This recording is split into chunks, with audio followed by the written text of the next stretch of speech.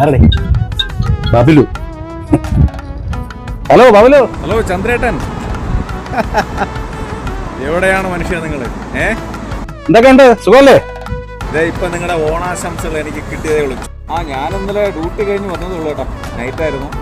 വന്നിറങ്ങി ഈ മൊബൈൽ നോക്കിയപ്പോഴാണ് നിങ്ങളുടെ മെസ്സേജ് കണ്ടത്. തിരക്കിലാണോ? എടാ കുറച്ചു നേരം കൂടെ ഉണ്ട് മരണപ്പണി, അത് കഴിഞ്ഞാൽ ഫ്രീ ആവും. എന്നാ പിന്നെ കുഴപ്പമില്ല കേട്ടോ. ഞാൻ സൗകര്യം പോലെ വിളിച്ചോളാം. ഞാൻ റൂമിലെത്തിയിട്ട് വിളിച്ചോളാം. ഓക്കെ. എന്നാ പിന്നെ നീ റൂമിൽ പോയിട്ട് വിളിക്കണേ. ഓക്കേടാ, ശരി. 12-14 സ്പാൻ വരും.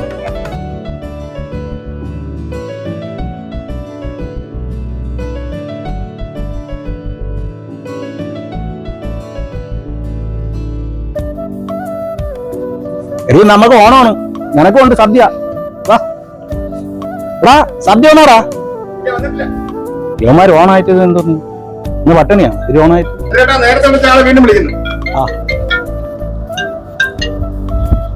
ബബിലു നീ റൂമിൽ എത്തിയാ?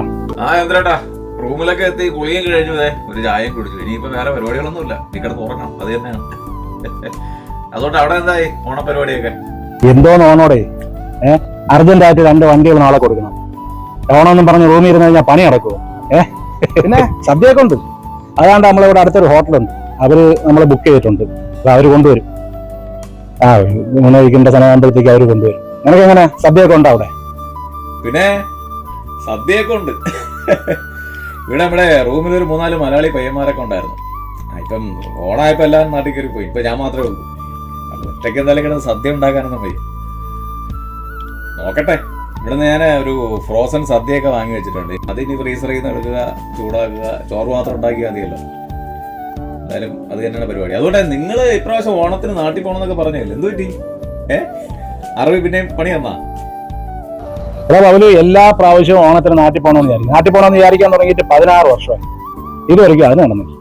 വേണ്ട, ഈ പ്രാവശ്യം കൂടെ വിചാരിച്ചാണ്. എങ്ങനെ ഈ ഓണത്തിന് നാട്ടിൽ പോകണവരെന്ത് ചെയ്യുമെന്ന് പറയാം. അവരെ വണ്ടി കൂടെ കൊണ്ടുവിട്ടിട്ട് അവർ തിരിച്ചു വരുന്ന സമയത്ത് നമ്മൾ വണ്ടി കൊടുക്കാനായിട്ട് പറയും. അപ്പൊ നമുക്ക് അവിടെ പോകാൻ പറ്റും. നമുക്ക് പണിയല്ലേ മുഖ്യം. ചന്ദ്രേട്ടാ ഓണത്തിന് നാട്ടിൽ പോകാൻ ലീവ് കിട്ടുക, നാട്ടിൽ പോയതിനു ശേഷം വീട്ടുകാരോടും ബന്ധുക്കളോടും ഒക്കെ ചേർന്ന് ഓണം ആഘോഷിക്കുക, സത്യം പറഞ്ഞാൽ അതൊക്കെ വലിയൊരു ഭാഗ്യം ഉണ്ടെങ്കിലേ പറ്റുള്ളൂ. നമ്മളെ നാട് അല്ലെങ്കിൽ നാട്ടിലെ ഓണം എന്നൊക്കെ പറഞ്ഞാൽ അത് വേറൊരു വൈബല്ലേ ഏട്ടാ. അതൊന്നും ഇവിടെ നമുക്ക് ഇനി എന്തൊക്കെ ഉണ്ടെന്ന് പറഞ്ഞു കഴിഞ്ഞാലും അതൊന്നും ഇവിടെ കിട്ടത്തില്ല. നാട് വേറെ ലെവല. നാട് ഇവിടെ ഇന്ന് ഓണമാണ്. ഇതുവരെയ്ക്കും ഒരുത്തം പോലും എന്നെ വിളിച്ചിട്ടില്ല. വിളിക്കണ്ട ഓട്ട്. പക്ഷെ ഒരു മെസ്സേജ്, എന്തെങ്കിലും ഒരു മെസ്സേജ്, ആശംസ പറഞ്ഞിട്ടോ അല്ലെങ്കിൽ അങ്ങനെ എന്തെങ്കിലും ഒരു മെസ്സേജ് ഇടാമല്ലോ, കേട്ടില്ല. നമുക്ക് എന്താണ് അവര് അവിടെ ഓണം ആഘോഷിക്കണം. അപ്പൊ അവര് നമ്മളെയൊന്നും ഓർക്കണമില്ല, ഒന്നുമില്ല. നിനക്കറിയാല്ല, ലീവിന് പോകുന്ന സമയത്ത് ഈ എല്ലാവരും നമ്മുടെ കൂടെ ഉണ്ടാവുന്നതാണ്. നമ്മളെ ഇപ്പൊ അടിച്ച് പൊളിച്ച് എല്ലാം ഉണ്ടാവും. പക്ഷെ നമ്മൾ അവിടെ നിന്ന് തിരിച്ച് ഇങ്ങോട്ട് വന്നു കഴിഞ്ഞാൽ പിന്നെ ആരുമില്ല, പിന്നെ വിളിയില്ല, ബഹളമില്ല, ഒന്നുമില്ല. നമ്മൾ എല്ലാ പ്രാവശ്യവും ഞാൻ അങ്ങോട്ട് വിളിക്കുന്നതാണ് പതിവ്. എന്റെ പൊന്നു കേട്ടാ, ഞാൻ ഇവിടെ ഓണം ആയാലും വിഷു ആയാലും ന്യൂ ഇയർ ആണേലും ക്രിസ്മസ് ആണേലും എല്ലാവർക്കും ഞാനൊരു വിഷയമായിരിക്കും, അത് ഉറപ്പാണ്. പക്ഷെ ഇപ്രാവശ്യം എന്തോ ഞാനും അങ്ങ് മറന്നുപോയി.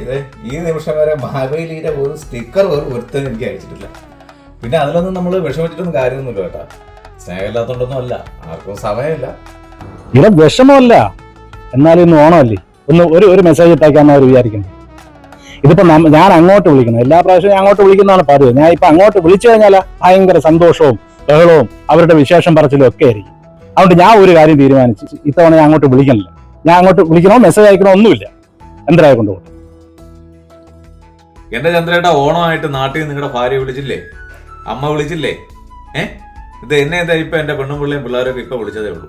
നമുക്ക് ഈ പ്രവാസിയൊക്കെ അതിൽ കൂടുതൽ പിന്നെ എന്താ വേണ്ടത് സന്തോഷത്തിന്?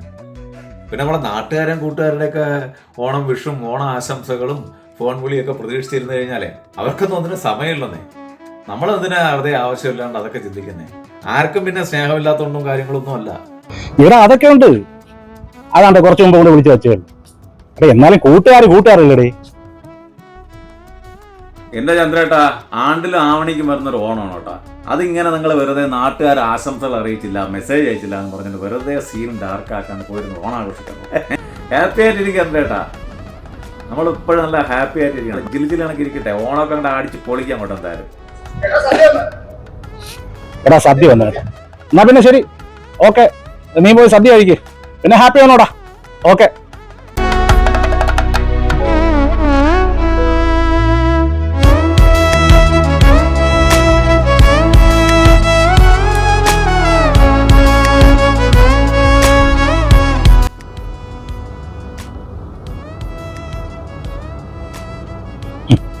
ഒറ്റ എന്നാ വെച്ചു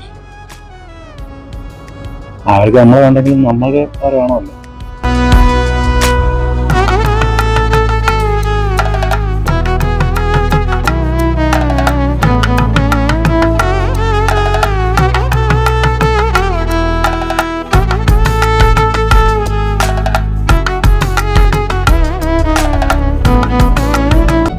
ചെയ്യണം അയച്ചേക്കും.